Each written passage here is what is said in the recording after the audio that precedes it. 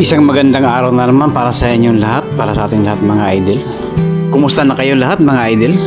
Isang biyahe na naman tayo dito para sa ating lahat na mga music lovers by Marcos. So isang pagbati po sa lahat ng ating mga viewers. So shout out pala sa ating mga viewers dyan. Kay Lawrence Lopez ng Davao City, shout out idol.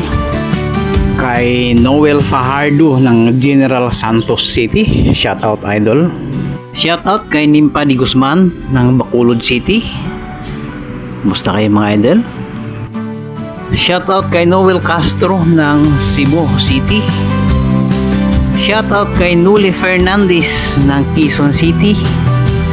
Shout out kay Arlene Di Guzman ng Pampanga. Kumusta kayo mga idol? Sana pagpalain po tayong lahat mga idol dito lang sa ating channel. So kasi po mga idol, kapag wala po kami dito mga idol dito sa aming kinatatayuan ho ngayon. So sana po tayong lahat po bigyan ng pagpapala po ng ating Panginoon na tayo po magsama-sama pa po ng matagal dito sa ating channel. Sana po magkaroon pa po tayo ng paglalakbay po mga idol sa ibang mga lugar at sama-sama pa rin po tayo dito sa ating mga idol.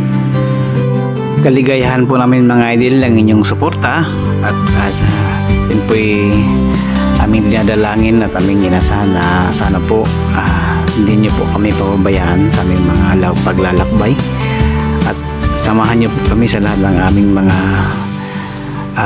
pagbibiyahe mga idol at bigyan po tayo ng kaligtasan ng ating Panginoon.